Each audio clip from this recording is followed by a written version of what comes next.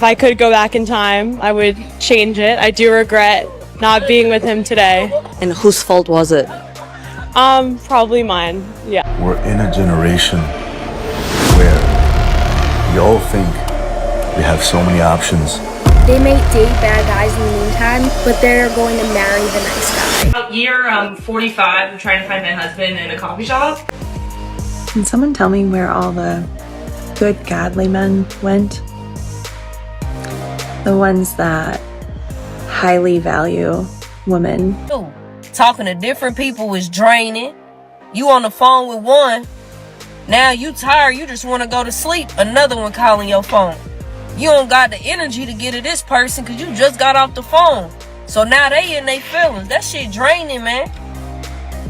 I can't wait till I just get that one and we locked in on each other. Now we just doing boss shit. If I'm outside, we outside together. It's over with. I'm not saying go for anything because I did leave my marriage. Can we please take a minute to talk about college hookup culture? I feel like it gets swept under the rug so much, like not enough people talk about it. Personally, being 21 years old, I've always kind of found it like harder to relate to people in the dating world because I was always looking to go on like real dates. And I've always just kind of been a relationship person. I mean, thankfully I'm my great boyfriend now, so I'm not dating anymore. But I remember when I was single in college, it was brutal, man. I feel like everyone has commitment issues now. I don't know if it's because like the divorce rate's so high and it's just our generation. I don't know what, but it's kind of sad to me. Like I feel like people don't even try to like really get to know each other. It's just kind of like very superficial type relationship. Tell me about the one that got away. We met in college and we instantly clicked. A couple things got in the way, different situations. If I could go back in time, I would change it. I do regret not being with him today. And whose fault was it? Probably mine, yeah. Is a porn star, a very successful porn star named, she goes by, her show name is Riley Reid. I think her actual real name is Riley something else, Riley Matthews. But she is making the rounds right now for an old video, just happens to have resurfaced, in which she admits that her life has been ruined by porn. Shocker. Take a listen. I've lost my whole family and it sucks. So a lot of times when people ask me if they should do porn, I tell them no. I tell them that it makes life really hard. It makes dating really hard. It makes your family life really hard. It makes intimacy hard. You're putting yourself out there and the world is now judging you. You have to be okay with being shamed every day of your life. I don't even want to have children because I do porn because I'm worried of the way that people will treat my child. With me personally, my mom was supportive in the beginning. She kind of just let me do whatever. Not that I think it was a good thing. I had a lot of freedom. As time progressed and I became successful, I started to feel like my mom was using me so that she could live a more luxurious lifestyle. When I started to set like these boundaries, not giving her money or things like that, it made our relationship a bit more difficult and almost toxic. And so it sucks. I don't have a mom anymore. I don't talk to her. I miss having a mom. I feel like you can't rewind and you can't go back. I don't have that relationship with her anymore. I don't ever think I will. And that bums me out. Bums me out a lot. I talked to my dad and he struggles with my job being in the industry. He's also religious. Recently I wanted to go visit him and he said that I can't go visit because his wife, my stepmom, doesn't want me there. I'm not allowed to go visit my dad anymore because my stepmom doesn't like that I do porn. But then he told me that when I was like, can we like go get coffee and like we could go like get breakfast, and he's like, I don't want to be seen in public with you. And that just fucking hurt so bad and it sucks. I lost my family. I don't talk to like my brothers or sisters. I think that they all kind of like try to take advantage of me and stuff, or they're just like, my dad don't want to be around me.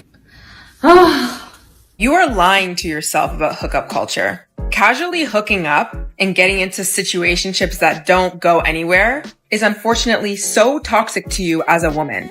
But society has made you believe it's okay. Doesn't really matter. This is why it matters.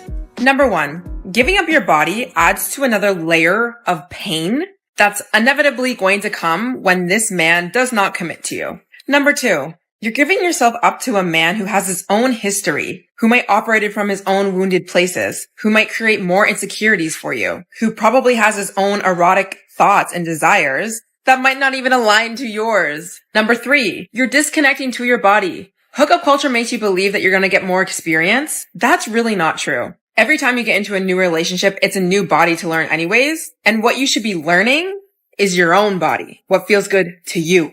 Because the truth is, majority of women disconnect from their own bodies to connect to his. Can someone tell me why it still hurts even when like you're getting back into dating and you feel more mature and you end things with someone after like a couple of dates? And like I've been on like 3 dates recently, like 3 dates with 3 different guys, but I've gone on like second dates with all of them, second or third dates. And I ended it with one guy, the other guy ended it with me, but I was going to end it with him anyway, so that was mutual. And this other guy, you just can tell he doesn't feel it. And like I thought that because I'm more mature and because it's mutual, or because I'm making the decision, that it would be less hard and I would be less sad because it's early on and stuff. But I think when it's just stacked on top of each other, like it adds up. Like, why am I crying? Like, does anybody else feel this way? Even just like when you feel like you're mostly healed and you're going back into dating, like why does it still fucking hurt? I hate it out here.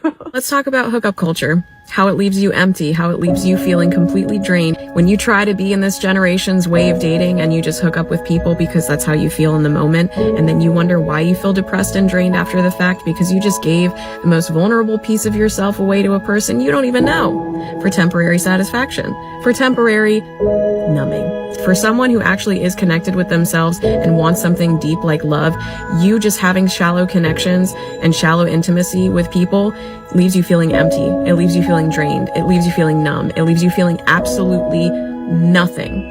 And then you keep going in the cycle because you keep trying to replace those empty feelings with more hookup, with more dopamine hits.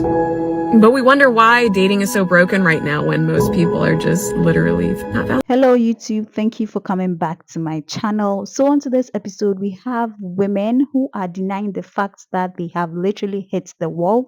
Some have actually accepted the fact that they have hit the wall, and some are saying that there is no wall, like no wall exists. These women think the wall was created by men or is something created by men to intimidate women. Now fine, they don't believe that the beauty declines as they age. Fine, even if you don't believe that, why don't you look at things biologically? As a woman, the more you age, the lesser chance you have of giving birth. And some women have learned this the hard way, and this is why some women are freezing their eggs and all that. Those freezing their eggs are the one who believe that the world doesn't exist. So if it doesn't exist, why are you freezing your eggs? Because I haven't heard a guy freezing his sperms or something. Men don't do that because they can literally give birth at any age, but women can't. So yeah, in my opinion, the wall can be biologically proven, but some women will still deny that. At this point, as usual, I'll just go ahead, read some of the comments that came in. Let's see what people had to say about this. The wall doesn't mean a woman isn't attractive anymore. It is the point where her value starts to permanently decline and she will be less valuable as a partner every day after that point. Okay, this is his definition of the wall, or his perspective. I respect that. These women crashed into the wall. Okay. So many 35 to 40-year-olds with layer of makeup. That is when you know they either hit the wall or are quickly approaching it. Age sucks for fertility ladies, especially after all those previous encounters. Marriage is a thing of the past. No regrets. Alright guys, this is where I am ending today's video. Let me know your opinions on this particular video. What do you think about this? Let's get interactive in the comment section, and don't forget to like this video, subscribe to this channel, and I promise you will love it here. Stay safe out there. Bye.